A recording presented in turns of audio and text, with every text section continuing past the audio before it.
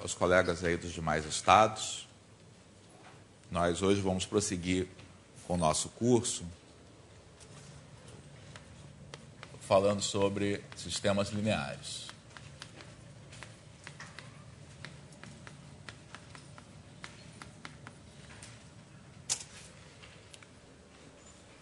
Eu queria começar fazendo uma reflexão aí junto com vocês da razão pela qual nós ensinamos determinados tópicos para os alunos no ensino médio.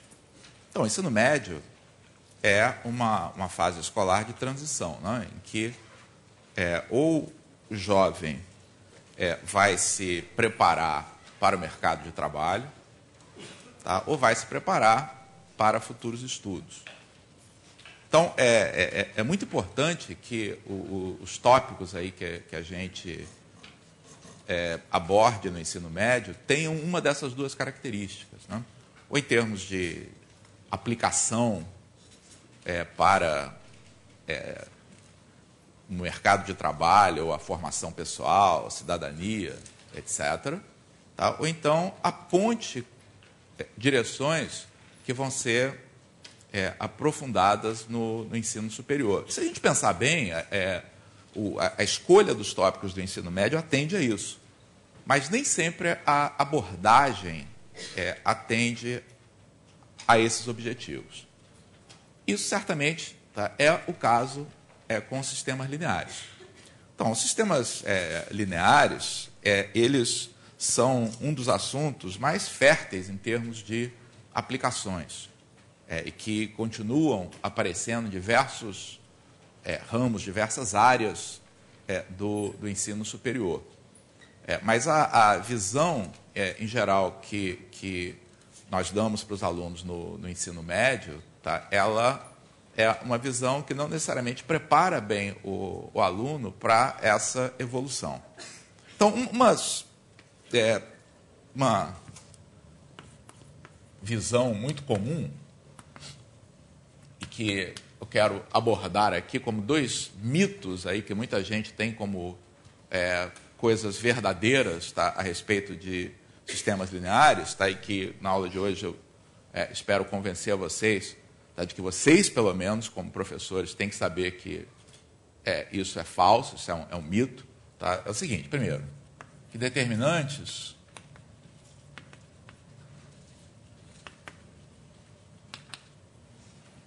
são uma forma eficiente de resolver sistemas lineares.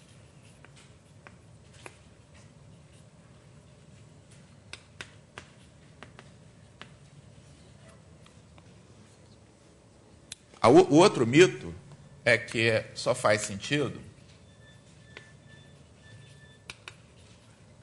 resolver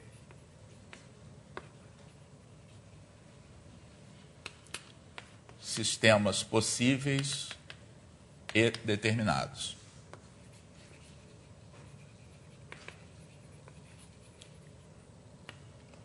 Ou seja, quando você chega a um sistema impossível, tudo bem, acabou. Tá? Isso, tudo que você tem a dizer sobre ele é isso mesmo. Mas essa atitude também é normalmente tomada quando você chega a um sistema indeterminado, como se indeterminado fosse o diagnóstico final e que você não tivesse nada mais interessante a falar sobre esse sistema. Então, esses são mitos. Significa que vocês estão anotando aí, mas é para anotar que essas coisas são falsas. Tá? Não é para achar que eu estou dizendo, fazendo essas duas afirmativas. Então, a primeira afirmativa relativa aos determinantes é uma concepção aí de muita gente de que determinante é a forma que a gente tem mais eficiente de resolver, tá, um sistema linear que tenha muitas equações e incógnitas. Tá? Que é assim que os sistemas lineares são resolvidos. Eu vou já dar exemplos aí para vocês de alguns sistemas lineares grandes, tá? que aparecem e que precisam ser resolvidos. Então, isso é falso. Tá? Então, os sistemas lineares, os determinantes, foram realmente inventados originalmente para atender a essa demanda, tá? Uma demanda de outras eras, tá? Em que as contas eram feitas à mão, tá? E a tendência na matemática era de considerar um problema resolvido quando você tinha uma expressão fechada, uma fórmula, tá? Para resolver esse problema. Tá? Hoje em dia, o conceito que a gente tem de resolver um problema mudou. Tá? Você pode resolver esse problema não por uma fórmula, mas por um conjunto de procedimentos, um algoritmo. Tá? E aí, quando você compara os determinantes, tá, com outros processos de resolução, tá, os determinantes se revelam como completamente inadequados. Tá? Por que é isso? Então, se você pegar aqui um determinante de uma matriz 2 por 2, vamos colocar aqui um determinante, tá? Todo mundo sabe como calcula esse determinante. Né? Então, isso aqui vai ser AD menos BC. Tá? Isso, na verdade, corresponde a você pegar todas as permutações, tá, das colunas, tá, dessa matriz. Então, o AD corresponde a pegar a primeira coluna seguido da segunda coluna. O BC significa pegar a segunda coluna seguido da primeira coluna. Tá? E a mesma coisa acontece com determinantes de ordem superior. O que vai acontecendo é que, para formar todas essas permutações, a coisa fica cada vez mais complicada. Tá? E aí, para determinantes 3 por 3, a gente tem uma regra mnemônica, né, que nos ajuda a formar essas permutações. Então, todo mundo conhece a regra em que você repete as duas primeiras linhas ou as duas primeiras colunas, forma os termos na diagonal, tá? E no final, tá, o que eu quero chamar a atenção é que aqui eu tenho dois termos. Aqui eu vou ter quantos termos aqui nessa... Porque o que você faz normalmente é fazer isso aqui, e aí faz 3 termos nesse sentido, que vem com sinal positivo, 3 termos no sentido oposto, isso vai dar 6 termos. Isso corresponde às permutações possíveis das colunas. Cada um desses termos corresponde a você pegar essas colunas numa determinada ordem. Então, se você tiver uma matriz, um determinante de uma matriz n por n, você vai ter n fatorial termos. Tá? E isso parece inofensivo, tá? Mas se a gente faz aqui uma tabelinha rápida,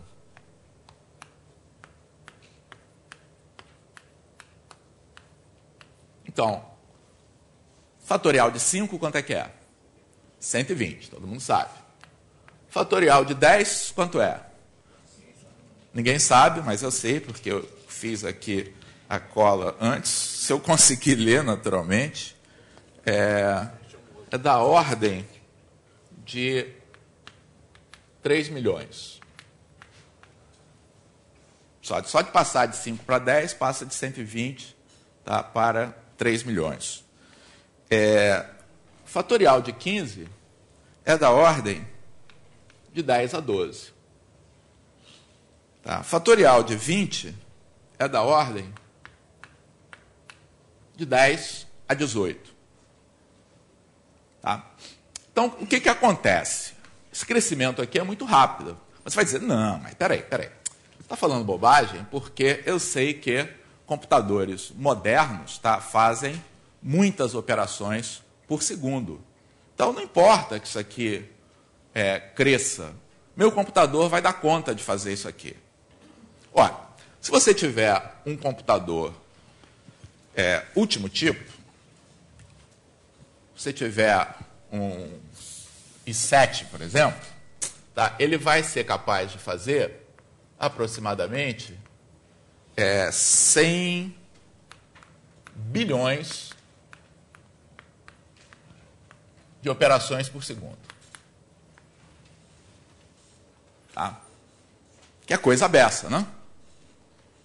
Mas quando você divide esse 100 bilhões pelo tempo, tá?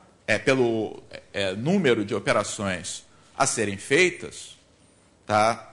Você vai ver que para 5 e para 10, o computador te dá uma coisa instantânea, tá? Que é 10 a menos 9 segundos, ou seja, uma fração de segundo, 10 a menos 5 segundos, aqui vão ser 13 segundos, então já deu uma engasgada, tá? Mandou calcular um determinante pela definição 15 por 15, o computador já vai dar vai ter que esperar, já vai aparecer lá a ampulheta, o mouse vai virar, etc. Você vai se perguntar se deu algum problema aí, tá? E se chegar aqui, tá? Isso são aproximadamente 24 milhões de segundos, que corresponde a 280 anos.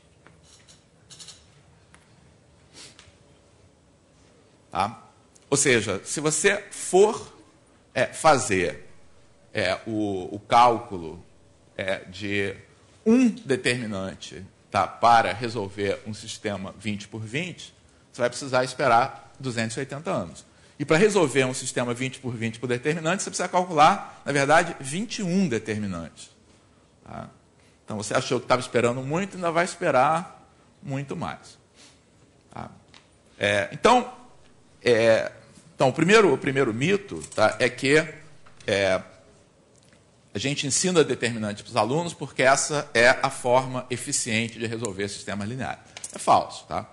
Para resolver sistemas lineares possíveis e determinados, que sejam de dimensão 2 e 3, determinantes vão bem, tá? É até cômodo, né? Você não tem que pensar muito, tem uma fórmula fechada, os alunos adoram. Tá? Mas não vai muito longe. Tá? Então, conversamos aqui sobre o primeiro mito, e explica por que, tá, que a gente deve, tá, e os livros didáticos atuais, corretamente, tá, ensinam o método do escalonamento.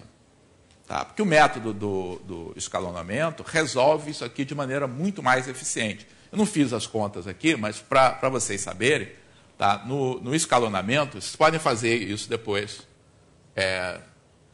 em casa, tá? Porque o escalonamento, no lugar de necessitar da ordem de n fatorial operações, tá, ele requer da ordem de n ao cubo operações.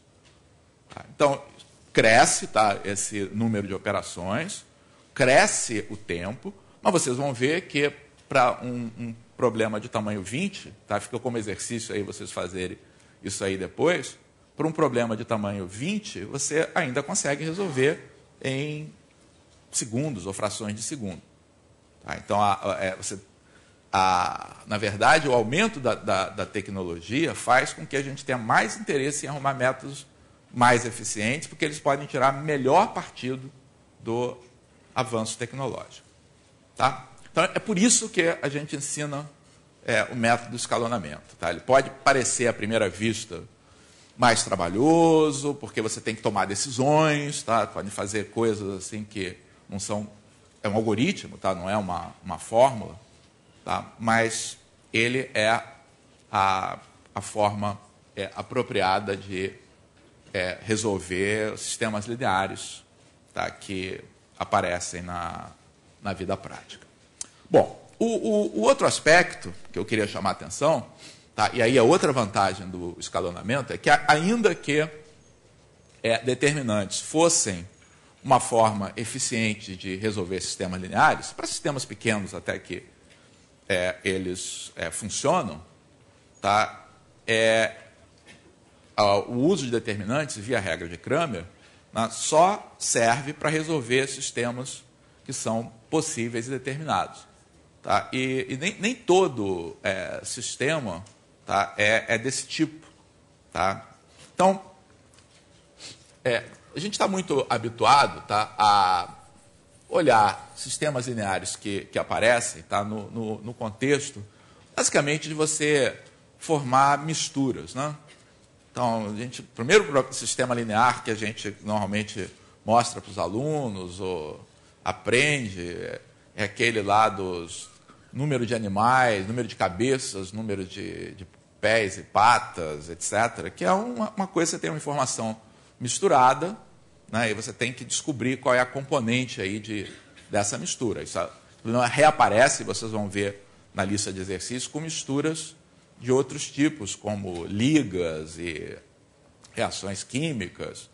Tá? Então, essa é a aplicação mais usual, mais usual no ensino básico, e normalmente esse tipo de sistema resulta em sistemas que são pequenos, tá? Que têm poucas equações, poucas incógnitas. Tá? Mas sistemas lineares, eles aparecem aí nas aplicações, tá? Em tamanho muito maior, tá? E nem sempre correspondem a sistemas possíveis e determinados. Tá? Então, deixa eu dar aí 2 exemplos aí, que não são comuns aí no ensino médio, mas é bom que você, como professor, tá, saibam que essa tecnologia, tá, tem a ver com sistemas lineares. Então, o primeiro exemplo que eu quero dar é sistemas de distribuição e transporte. Na verdade, esses problemas começaram a ser estudados de maneira sistemática na Segunda Guerra Mundial, onde o fato de você ter uma guerra mundial colocava problemas aí de suprimento, né? Principalmente com a entrada dos Estados Unidos na guerra, envolvendo vários continentes, várias regiões, vários tipos de produto, tá? E que a escassez aí de produtos e os perigos envolvidos faziam com que fosse muito importante que isso fosse feito com um custo mais baixo, tá? E esse custo incluindo aí risco, por exemplo, aí nesse transporte. Tá? Então, como é esse problema? Então, deixa eu dar aqui um exemplo bem simples, tá, aqui, desse problema. Digamos que você tenha, nesse ponto aqui, a produção de 10 unidades, tá, 10 toneladas, ou 10 passageiros. Tá? Isso pode ser gente, pode ser carga, tá, que vão ter que ser enviados para uma rede em que você tem diversas possibilidades. Então, essas aqui são as possibilidades que você tem para enviar essas 10 unidades. Tá? Então, você pode mandar para um desses 2 pontos, de um para o outro, até chegar nesse ponto aqui, onde essas 10 unidades são demandadas. Ok? Bom, então, num problema desse tipo, o que vai acontecer é que você vai ter um custo associado, tá, a cada um dessas ligações, e o seu problema é o problema de fazer esse transporte ao menor custo possível. Tá? Eu não vou entrar em como é que a gente resolve esse problema. Tá? Só digo para vocês que esse problema foi a origem aí de todo um campo de matemática aplicada chamado pesquisa operacional. Tá? E, a partir desse problema, tá, estudado aí no início da guerra, foi, por exemplo, criado o chamado método simplex, tá? Que é um método que resolve de maneira eficiente esse problema. Tá? Eu não vou descrever aqui o método simplex, mas o início dele passa, tá, por a gente, pelo menos, saber descrever todas as possibilidades, tá, para fazer esse envio. Tá? E como é que eu descrevo, tá, todas as possibilidades, tá, de fazer esse envio? O que eu tenho que dizer aqui nessa rede aqui de transporte? Eu tenho que dizer quanto eu vou enviar, tá, em cada uma dessas, quanto de mercadoria vai passar em cada uma dessas ligações. Tá? Então, é só para manter aqui a minha anotação, se eu designar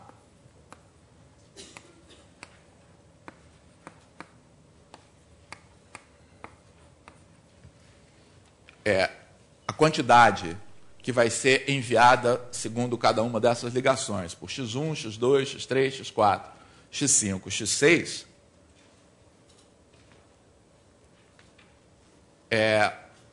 as soluções possíveis, tá, são as soluções, tá, de um sistema linear.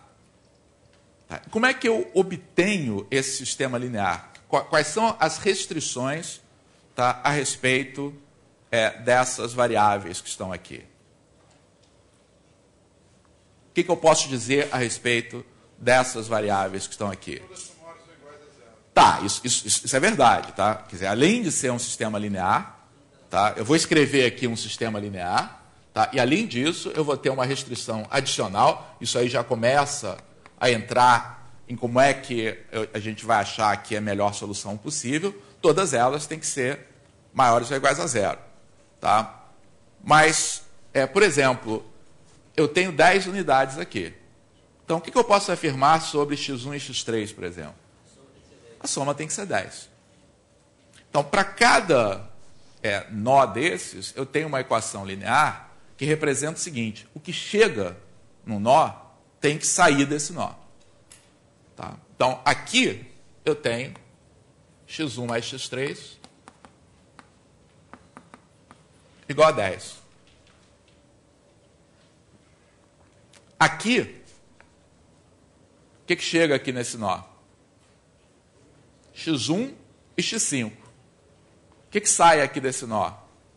x2 e x6.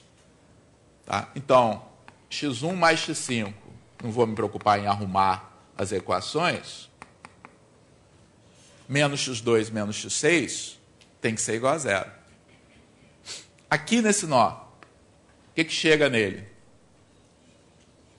x3 e x6. Então, x3 mais x6 tem que ser igual ao que sai. Tá? Então, se eu coloco o que chega e retiro o que sai, tem que dar zero.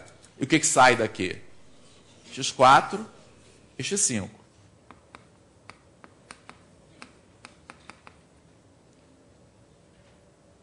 E, finalmente, aqui, o que chega nesse nó? x2 mais x4. O que sai? O produto final, 10. Então, x2 mais x4 igual a 10. Então, para eu descrever as possíveis soluções de transporte, aqui, eu tenho um sistema de equações lineares. E que vocês podem logo ver que para problemas realistas, tá? Por exemplo, para o problema de uma empresa aérea, né, que quer escolher como é que vai fazer as suas rotas aqui, tá? Você vai ter muitas equações, tá? Muitas incógnitas. Mas uma observação é que esse sistema aqui é um sistema que é indeterminado, obrigatoriamente. Porque a gente tem 6 incógnitas e tem apenas 4 equações. Então, não tem como a gente ter uma única solução aqui para esse sistema. Quer dizer, entender qual é o aspecto aqui desse conjunto de soluções, tá, é uma etapa fundamental para a gente começar a entender como resolver o problema que é o problema que interessa, de fazer essa distribuição, tá, a um preço mais barato possível. Ok? Um outro exemplo aí que eu gostaria de dar da forma como sistemas lineares, tá, aparecem aí no mundo de hoje, tá, e que certamente pode enriquecer e captar a atenção aí dos seus alunos quando vocês estiverem falando aí sobre o assunto, é o Google. Então, esse é um fato que muita gente não sabe. Tá? Muita gente pensa, tá, que o Google é o que é, tá? Porque tem computadores muito eficientes, porque tem grandes cientistas da computação, grandes programadores lá. Tudo isso é parte aí do que o Google faz, mas não é o diferencial.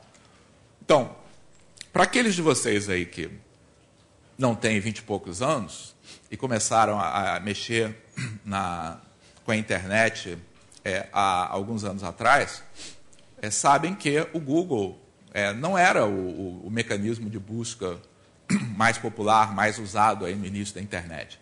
Quem é que se lembra de outros mecanismos aí de busca que eram... No Brasil tinha o KD, tá? Mas fora, em termos mundiais, tinha o Alta Vista. Tá? E eu, por exemplo, quando comecei a usar a internet, usava o Alta Vista, que era considerado tinha um ótimo banco de dados de páginas. Depois o Yahoo entrou também aí do mercado e passou a ser um competidor, e o Google era o iniciante. Tá? De repente, o Google explodiu. Tá? Porque as pessoas passaram a perceber que o Google era melhor do que os outros. Tá? Melhor em quê? Em saber quais são as páginas, a lista de páginas que contém a palavrinha lá que você está buscando? Não, isso todos faziam. O que faz do Google o mecanismo de busca tão bom assim? Não é o fato de ter a lista correta das páginas. O que faz a diferença? Precisão em que sentido? Alguém falou precisão. Não, o Google lá diz, olha, sua palavra foi encontrada em 10 milhões de páginas. Tá? Ora, se você tivesse que apertar lá o next, next, next, para ler todas as 10 milhões, não ia adiantar nada. Não, por que o Google é bom? Não é porque é rápido. Não é porque é o resumo. Todos fariam isso. Ele é bom porque você não tem que procurar as 10 milhões de páginas, porque quase sempre aquilo que você está buscando está na primeira página. Tá? Porque ele adivinha o seu pensamento, é isso? E coloca lá na primeira página exatamente aquilo que você está buscando. Como é que ele faz isso? Tem 10 milhões de páginas. Como é que ele faz para, na primeira página, estar... Não é assim, ele não tem essa informação. Então, alguém falou que é porque ele coloca lá primeiro, tá, as páginas que são mais acessadas. Ele não tem esse registro, ele não sabe, tá, as páginas pelas quais as pessoas passearam. Tá? Isso poderia ser uma boa forma, mas ele não tem essa informação. Não é isso. O que ele tem é um critério de importância para as páginas. Tá? Então, o que é patenteado, tá, lá do Google, tá, e que foi o resultado, na verdade, de uma tese, tá, lá em Stanford, de um dos proprietários aí do Google, foi um método matemático, tá, de estabelecer uma ordenação, tá, para as páginas. Tá? Então, eles criaram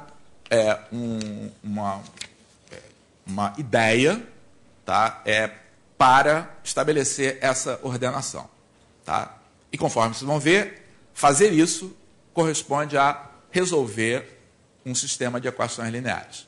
Tá? Então, vamos fazer aqui um exemplo aqui. Digamos que o Google seja uma coisa tão esquisita aí que você pediu, tá? Ornitorrinco de 3 patas, sei lá, pegou uma expressão que ele só encontrou 5 páginas na internet, tá? Que tem essa expressão. Essas páginas, possivelmente, e normalmente é o que acontece, tá? Como elas têm essa expressão em comum, tá? Elas têm uma relação entre elas. Tá? Então, elas podem apontar umas para as outras. Tá? Eu vou representar esse apontamento, tá, via o que a gente chama de um grafo. Tá? Então, o exemplo aqui que eu estou criando é este aqui.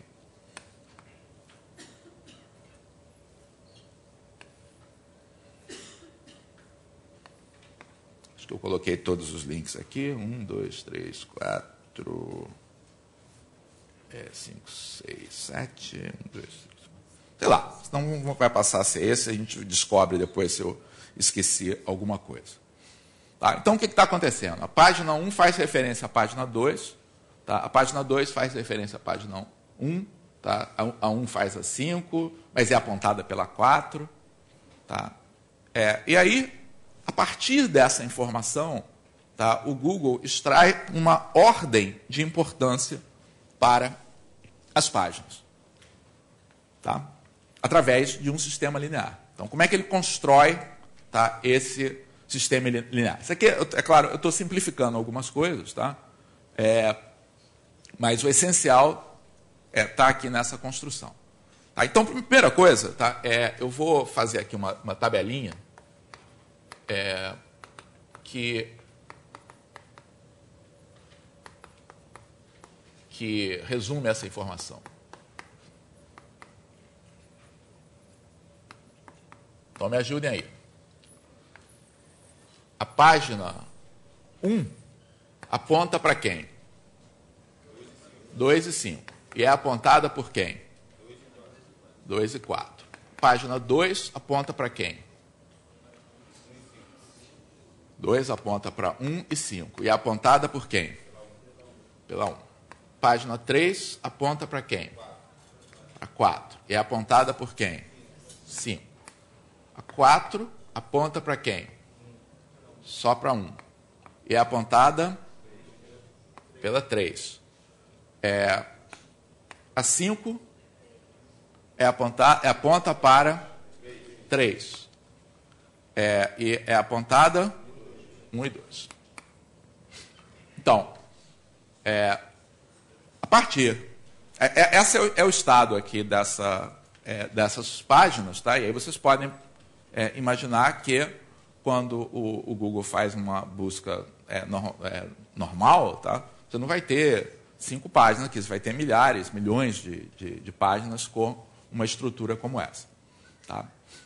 Tá? E aí, como é que ele constrói, tá, o nível de importância de cada página? Então, a ideia, tá, é que... Então, esse é o modelo que ele criou. Tá? A importância de cada página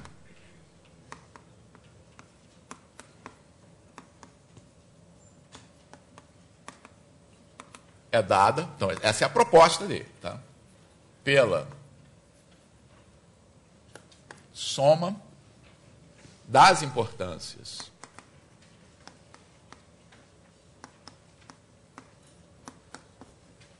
das páginas que apontam para ela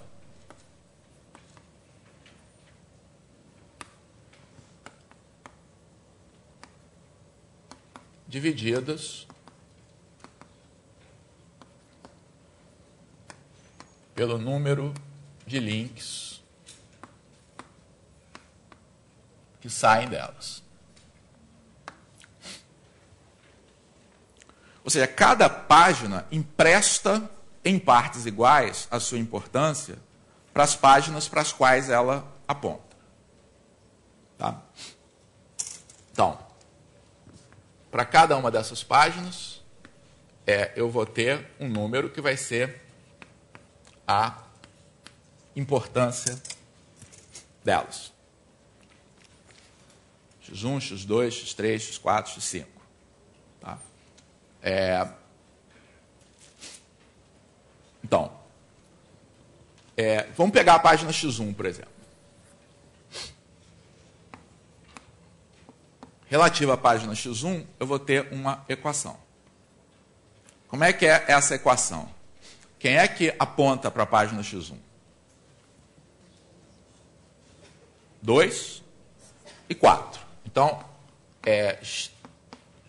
a importância de X1 está relacionada às importâncias de X2 e X4. A ideia é que, se uma página é apontada por páginas importantes, ela deve ser importante. Tá? Ela herda essa importância de quem aponta para ela. Mas não é X2 mais X4. Por quê? Porque X2 aponta para quantas páginas diferentes? 2. Então, a importância de X2 é dividido. Então, você tem uma página que aponta para todas as páginas da internet, provavelmente ela não é muito seletiva. Tá? Então, a ideia é que essa importância de x2, metade dela vai para x1, a outra metade vai para x5. Tá? Então, o termo correspondente a x2 é de apenas 1/2. Tá? E x4? Bom, x4 só aponta para 1. Então, a 1 ganha integralmente, tá, a importância dela. Eu tenho essa equação para x1. Tá? Vou ter equações análogas para as demais. Então, me ajudem aí. Então, qual vai ser a equação para x2? x2 é apontada somente por x1. Então, vai aparecer x1 aqui. Mas com qual coeficiente? Meio. Porque x1 aponta para duas páginas diferentes. Tá? x3. x3 é apontada por x5 apenas. Com qual coeficiente? 1 mesmo, né, porque ela aponta apenas para a página x3. x4. x4 é apontada apenas por x3, tá? E x3 só aponta para uma. Tá? Então, x4 é igual a x3. Tá? E, finalmente, x5 tá, é apontada por x1, é apontada por x1 e x2, então vai ser alguma coisa do tipo x1 mais x2, com que coeficientes? Meio e meio para x2. Então, o que o Google faz, tá, é resolver esse sistema de equações. Tá? O que acontece quando a gente resolve esse sistema de equações? O sistema de equações aqui tem solução única?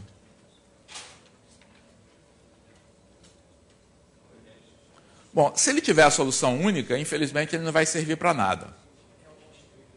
Porque se ele tiver solução única, tá, a solução vai ser zero para todas as variáveis. Tá? Porque isso aqui é o que a gente chama de um sistema homogêneo. Tá?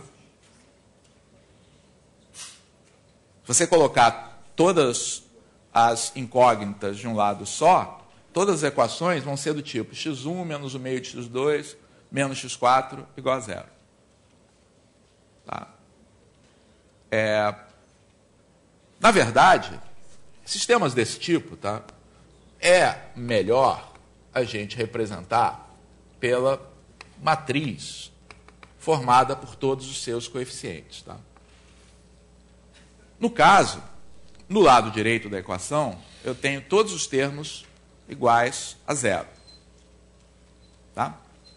Então, vamos ver qual é... Então, o que é essa matriz? Para cada equação, eu vou listar os coeficientes x1, x2, x3, x4, x5, e depois o termo independente. Então, o termo independente já vi que é zero. Tá? Vamos escrever quais são esses coeficientes. Para a primeira linha, como é que fica? 1, menos meio, 0, 1, 1 não, menos 1 e 0. Tá? A segunda equação, menos meio, 1, 0, 0, 0. A terceira, 0, 0, 1, 0, menos 1. Está desalinhado esses zeros aqui, né? Vamos melhorar. A quarta equação, 0, 0, menos 1, 1, 0. E, finalmente, a última equação, menos meio, 0, 0, 1. Então, quando a gente coloca aqui, tá, é mais fácil a gente ver por que esse sistema, na verdade, tem uma infinidade de soluções. Tá?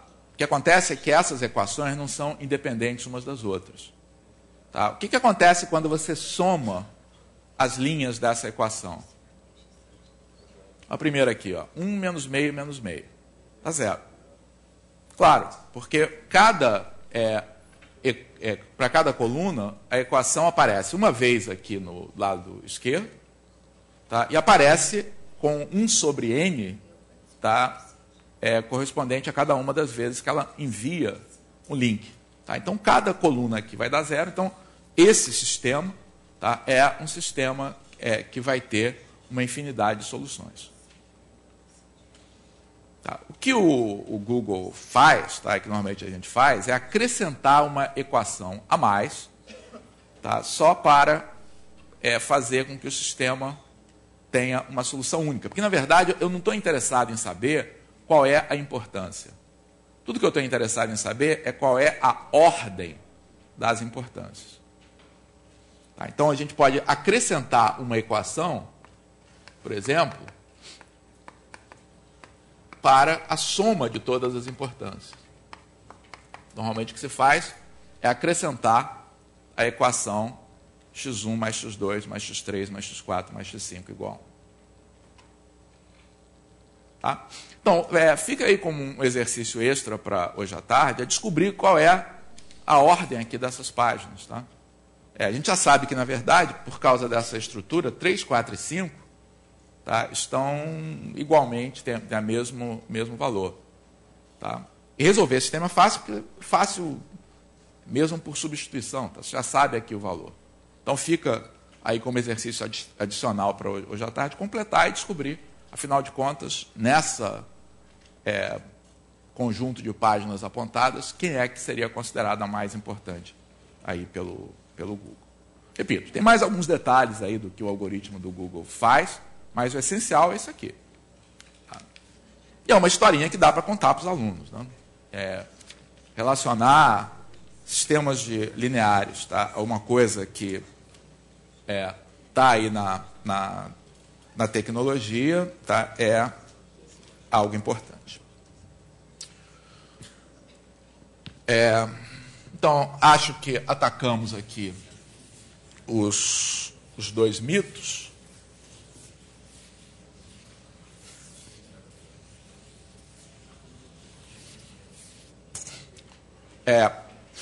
Muito bem. Então,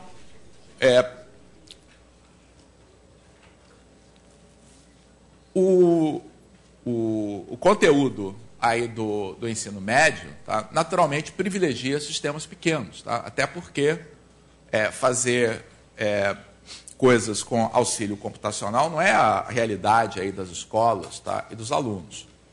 Tá? Então, o que a gente propõe aí para vocês é que, na hora de ensinar, tá, sistemas que sejam acessíveis aos alunos, tá? Então, quais são os sistemas que são acessíveis aí aos alunos? São sistemas com 2 e 3 incógnitas, não é que sejam apenas eles acessíveis, são mais acessíveis. Tá? São mais acessíveis por causa da interpretação geométrica, tá, que a gente pode atribuir, tá, a esses sistemas. Mas aproveite, tá, a introdução, o estudo aí desses sistemas, tá, para apontar, tá, nessas direções, tá, que nós vimos aqui. Tá? Olha só, determinante serve para resolver esses sistemas aqui, mas quando você crescer, tá, você vai precisar do método de escalonamento. Tá? Além disso, você vai precisar estudar situações em que sistemas não são necessariamente possíveis e determinados. Tá? Você tem que saber como chegar a essa solução, tá, via o método do escalonamento. Tá? Então, como eu disse, esses sistemas aqui são muito simples. Né? Então, o sistema típico com duas incógnitas é o sistema que tem duas equações e duas incógnitas. Mas pode ter mais equações. Tá? Pode ter menos equações também. Tá? Se tiver menos equações, se tiver uma equação só, o conjunto de soluções é o que satisfaz a essa equação, ou seja, uma reta. Tá? Então, associado a esse sistema, a cada equação, eu vou ter uma reta.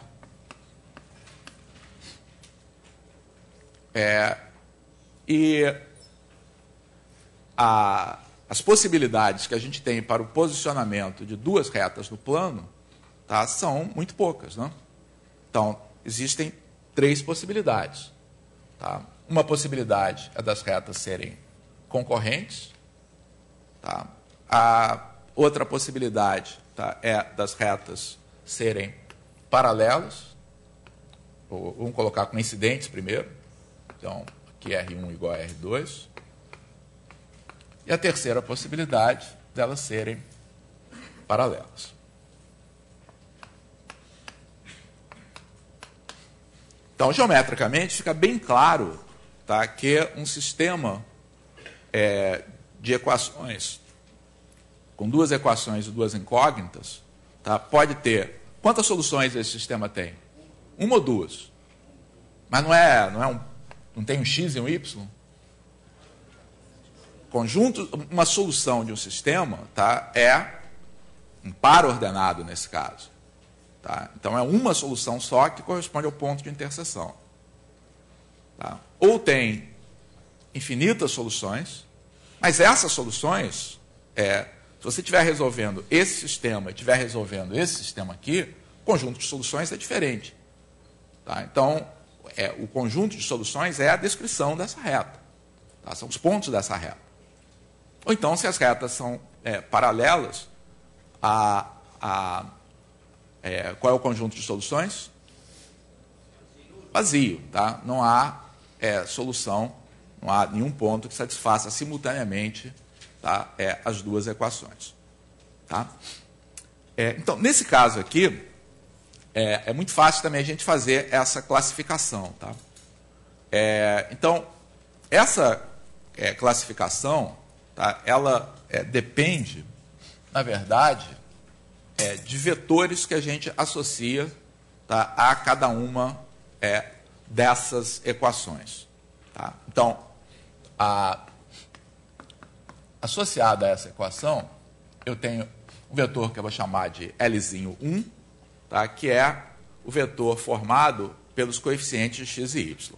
Então, está implicitamente assumido aqui que, em nenhum caso, eu vou ter ambos os coeficientes de uma dessas equações iguais a zero, porque senão essa equação sequer não seria uma reta, não seria sequer uma equação do primeiro grau. Tá? Então, na aula de ontem, vocês viram com o Wagner que esse vetor tem uma interpretação geométrica. Né? Qual é a interpretação geométrica aí desse vetor em relação à reta?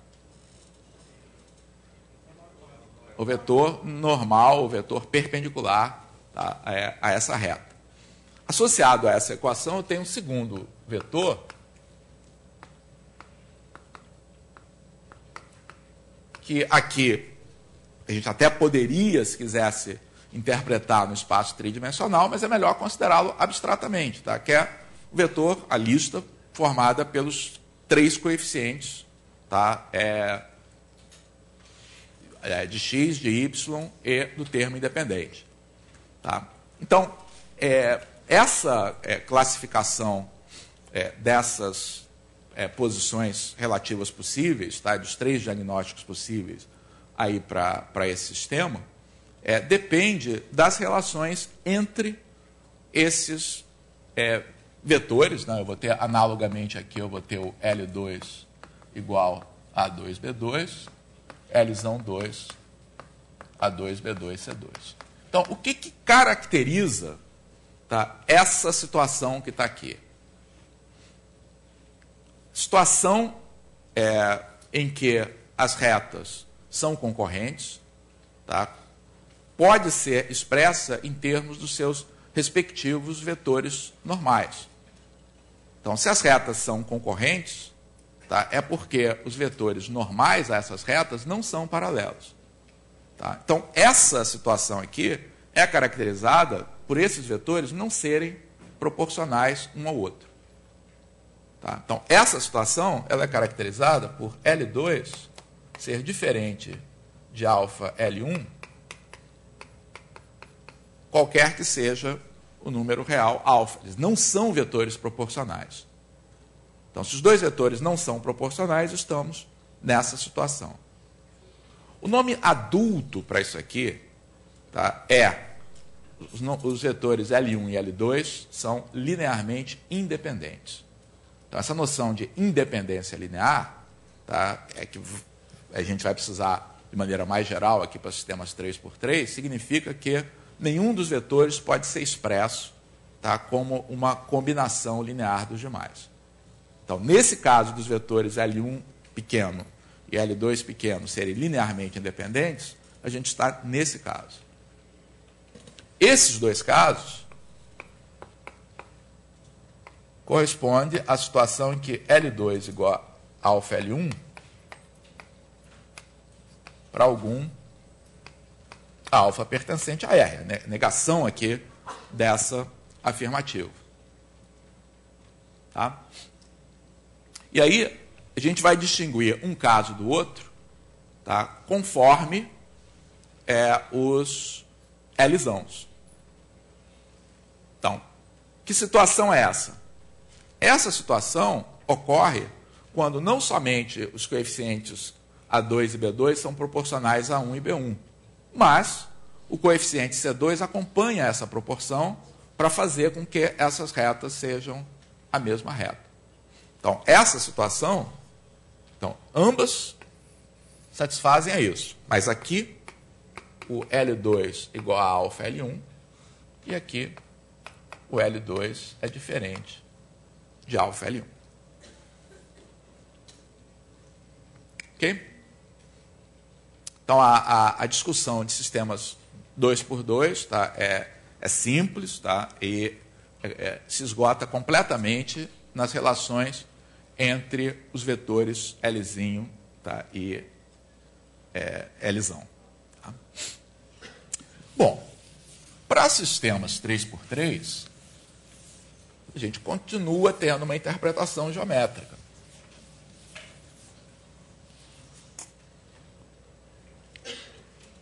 Então, agora estamos falando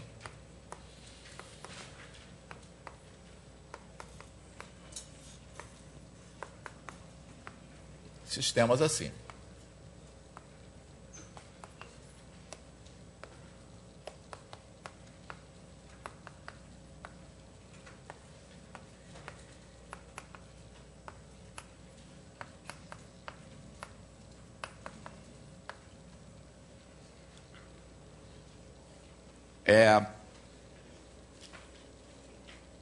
Então, novamente, para cada uma dessas equações, tá, eu vou ter um vetor Lzinho. Então, o Lzinho aqui é formado pelos coeficientes de x, y e z. O Lzão inclui o termo independente. Ah, mas é um vetor de 4 componentes. Tudo bem, a gente trabalha com ele exatamente como vetor de 2 ou 3 componentes. Soma, multiplica por escalar exatamente da mesma forma. Tá? Das relações, tá, entre L1, L2, Lzinho 1, Lzinho 2, Lzinho 3, tá, e dos respectivos em letra maiúscula, a gente tem as diversas posições relativas possíveis, tá, para os planos que correspondem às equações aqui do sistema, tá, e, em consequência, para as soluções aqui do sistema. Então, existem alguns casos aqui que são muito fáceis de analisar. Tá? Que você bate o olho no sistema com 3 equações e 3 incógnitas e diz logo o que está acontecendo. Isso acontece quando a gente tem dois ou mais planos que compartilham o mesmo vetor normal, que sejam paralelos, tá, ou coincidentes. Tá? Então, nesse caso, tá, a situação é muito parecida com a das retas. Tá? O caso que é mais interessante, tá, é um caso como esse aqui.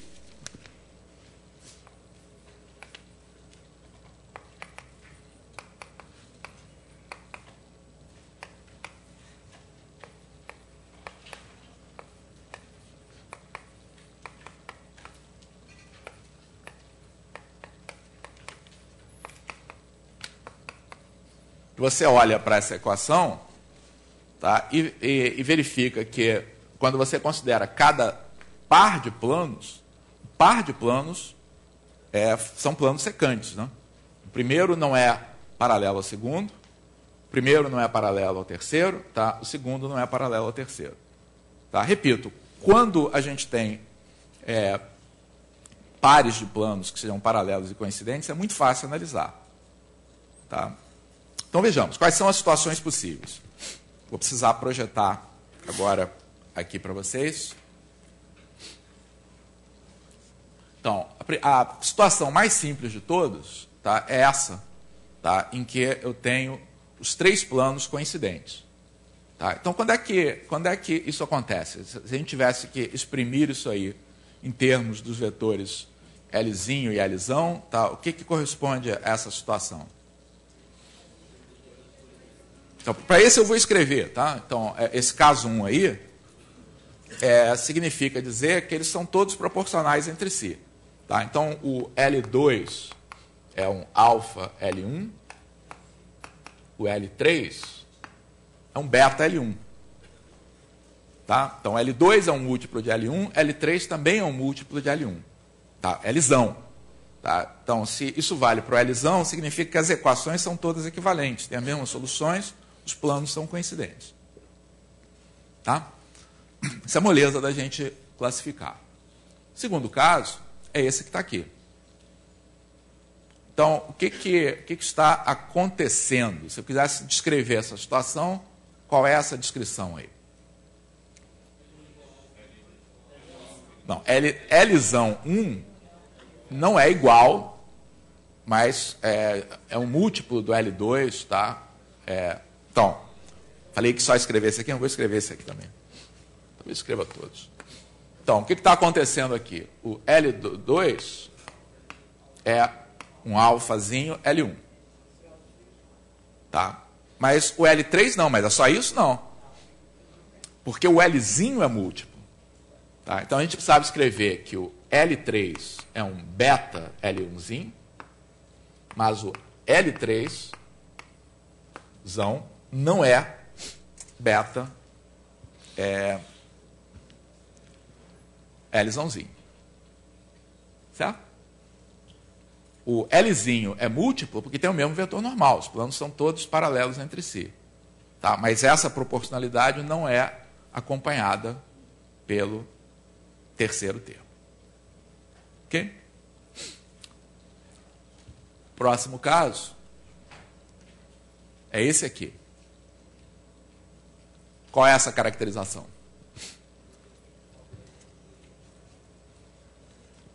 Então, os dois planos correspondentes às primeiras equações são iguais. Então, continua com L2 igual a alfa L1.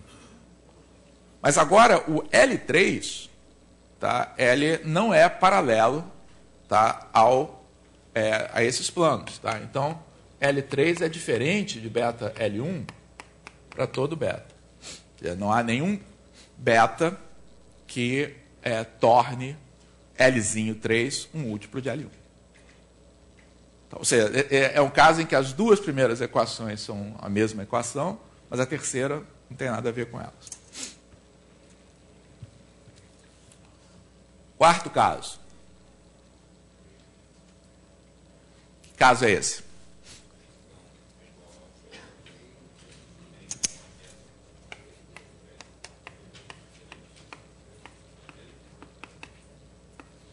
Então, Os vetores normais são os mesmos.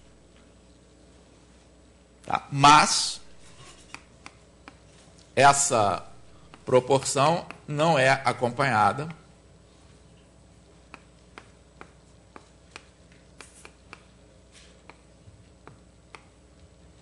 pelos vetores completos aí de cada uma das equações. Ok?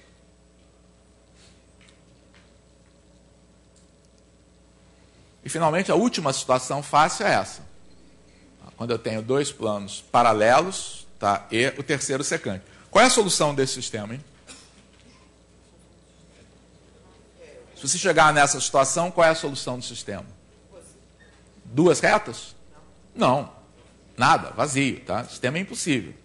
Não há nenhum ponto que esteja simultaneamente nos três planos. E a caracterização qual é aqui? L2 igual a alfa L1. L2 diferente de alfa L1. E L3 diferente de beta L1 para todo beta. Tá. Esses são os casos simples. Tá? Os casos que a gente bate o olho, tá, identifica imediatamente. Agora, um caso como aquele que está ali, a gente bate o olho e não identifica, tá, de imediato. Tá? Então, esses casos restantes, tá, podem ser um desses três aqui. Tá? Os planos não tem mais nenhum par de planos paralelos. Tá? Mas pode acontecer isto aqui, que é o caso em que eles têm uma reta comum. Pode acontecer isso aqui, tá, em que eles se intersectam, tá, segundo três retas paralelas, tá, portanto, a solução é vazia, o conjunto de soluções é vazio de novo. Tá? Ou pode acontecer isso aqui, que os planos são secantes mutuamente, as reta de interseção dos dois primeiros planos, tá, não é paralela, tá, ao terceiro, nem está contida nele. Tá? Como é que eu reconheço, como é que eu distingo, tá, essas três situações? Então, essa figura aqui dá uma dica, tá, do que está acontecendo. Quando os planos, tá, se intersectam segundo uma reta, tá, o que está acontecendo é que se você pegar o plano perpendicular à reta de interseção, tá, os vetores normais aos planos vão estar todos eles contidos nesse plano. Então, L1, Lzinho1, Lzinho2 e Lzinho3, tá, são coplanares. Tá? Significa que, se você pegar um deles, ele pode ser escrito como uma combinação linear dos outros dois. Tá? Então, essas situações aqui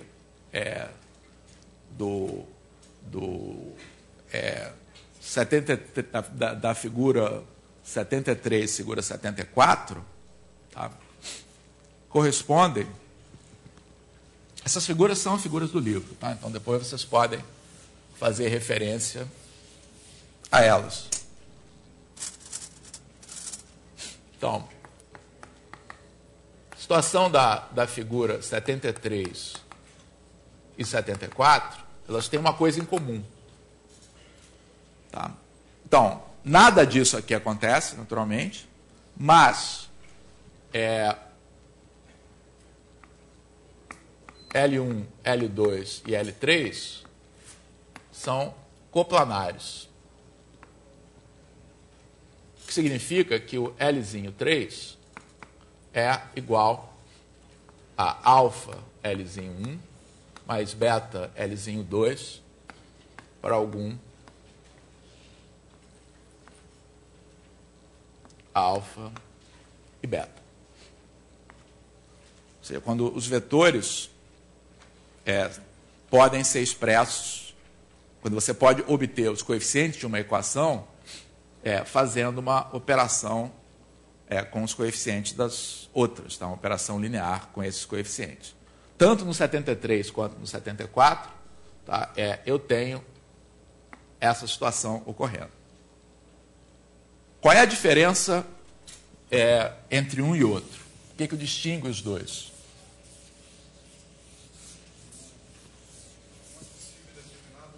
Certo, mas o que faz a diferença entre o 73 e o 74?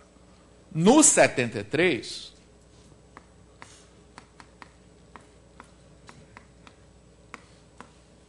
os termos independentes acompanham a mesma combinação. Tá? Já no 74, eles não acompanham.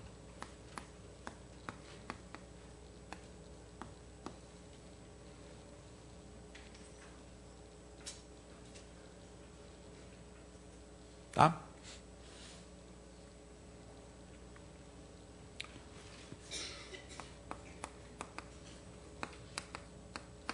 Então, a diferença é que, tanto na figura 73 quanto na figura 74, os vetores L'O1, L'O2 e L'O3 estão no mesmo plano.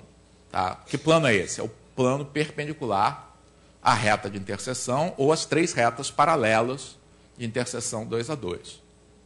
Então, se eles estão no mesmo plano, isso significa que um deles pode ser representado, qualquer um deles pode ser representado como uma combinação dos outros dois. Tá? É isso que está acontecendo. E aí, uma vez que isso ocorra, a decisão sobre se o sistema tem uma reta por solução ou é impossível depende se o Lzão vai acompanhar a mesma proporção.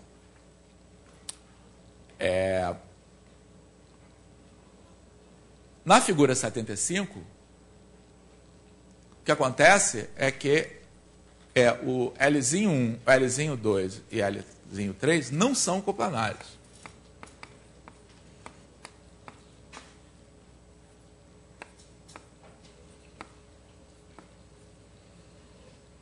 O que quer dizer que L3 não pode ser escrito como uma combinação de L1 e de L2, não importa os coeficientes que você escolha. Está tudo muito bom, entendi tudo, mas como é que eu vou saber se esse sistema que está aqui é um sistema determinado? Não, eu sei que não é nenhum dos 5 primeiros casos. Tudo bem, mas continuo sem saber se ele é impossível, se ele é possível e determinado, tá? Ou se ele é possível e indeterminado, tem uma reta por solução. Então, já sei que ou o conjunto de solução ou é vazio, tá? Ou é um único ponto, ou é uma única reta. Tá? Mas qual das três? Então, aí entra o método de escalonamento. Tá? Na verdade, o que o método de escalonamento faz, tá, é reduzir esses casos aqui, que são difíceis, a um desses casos aqui, que são triviais. Tá? Então, vou fazer bem rapidinho. Tá? Perdoem aí passar um pouquinho aí da hora, mas acho que é importante a gente fazer isso. Então, primeiro, para a gente escrever menos, tá? Embora a gente vá fazer operações aqui com as equações, tá? Normalmente a gente prefere fazer as operações de escalonamento trabalhando somente com a tabela de coeficientes, com a matriz. Tá? Mas matriz aqui está sendo só um nome para a tabela. Quando eu escrevo aqui essa matriz, eu estou pensando naquelas equações. Depois 3, 4, 1, 9. Então, qual é a ideia do método de escalonamento? É a gente reduzir o nosso sistema a uma forma, tá, que deixe óbvio, tá, se a gente está diante de uma situação 73, 74 ou 75. Tá? Para isso, o que a gente tenta fazer é reduzir esse sistema, o que a gente chama a uma forma triangular, tá? Em que esses coeficientes estejam todos zerados abaixo da diagonal. Tá? Porque quando você faz isso, fica muito fácil você obter a solução, tá? E fica muito fácil você ver se está diante de um sistema determinado, indeterminado, tá? Ou impossível. Tá? Então, sistematicamente, o que a gente faz, tá? É anular os termos abaixo da diagonal, tá?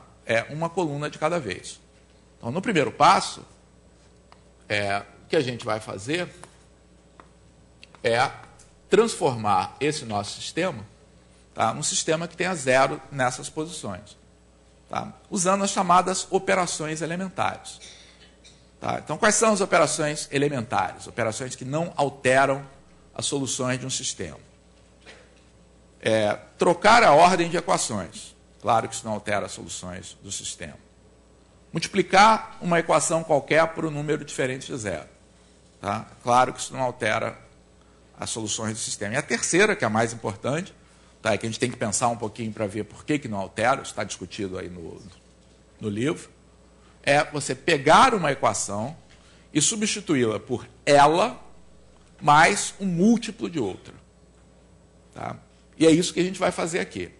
Então, por exemplo, para eliminar esse 2, tá? O que eu vou fazer é pegar a segunda equação, tá? E substituí-la por ela menos 2 vezes a primeira. Então, normalmente, a gente fixa uma das linhas e faz todas as operações de alteração baseadas nela. Para eliminar esse 3 aqui, transformá-lo em 0, eu vou pegar a terceira linha e vou substituí-la por ela menos 3 vezes a primeira. Tá? Então,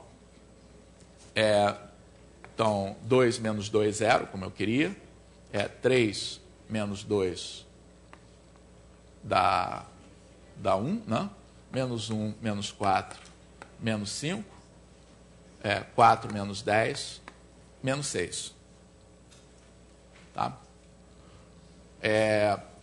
Aqui eu vou ter 0. 4 menos 3, 1. 1 menos 6, menos 5. 9 menos 15, menos 6. Na verdade, isso já é suficiente, tá, para eu poder classificar esse sistema. Eu posso prosseguir, tá, e gerar os zeros aqui, mas, na verdade, o que eu fiz?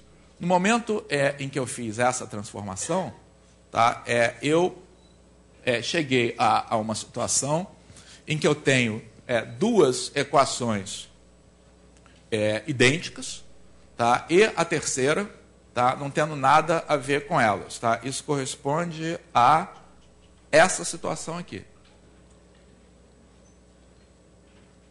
Tá? Então, eu já posso fazer várias coisas. Eu posso prosseguir, tá? mas posso já, de cara, tá, dizer que eu tenho esse sistema, um sistema possível e indeterminado. Tá? Então, o conjunto de soluções, tá, é uma reta do espaço. Agora, que reta do espaço? Porque eu não preciso parar por aqui. Posso descrever essas soluções. Tá? Então, para descrever essas soluções, não vai ser um número. Tá? Vou ter que dar uma equação de uma reta de alguma forma. Tá? Então, primeira coisa, eu posso jogar essa equação aqui fora, por exemplo. E aí, o que sobrou? X mais Y mais 2z igual a 5. Y menos 5z igual a menos 6. Tá? E aí, como eu tenho... o que a gente faz aqui nesses casos, tá, a partir do momento em que eu completei aqui a minha diagonal, tá, todo o resto vai ser incógnita, que vai se comportar como se fosse termo independente. Entendeu? Eu vou olhar para esse sistema, na verdade, como se fosse o sistema x mais y igual a 5 menos 2z, y igual a 6 mais 5z, menos 6 mais 5z. E aí eu substituo, tá? Já tenho aqui uma expressão para y em termos de z, substituo isso aqui em cima. Tá? Então fica x menos 6 mais 5z igual a 5 menos 2z. Portanto, x vai ser igual a 11 menos 7z. Se eu não errei a conta aí. Conclusão. Qual é o conjunto de solução aqui? Agora eu posso escrever qual é o conjunto de solução. Esse conjunto de solução é formado por todos os pontos da forma. Vou fazer mais espaço aqui.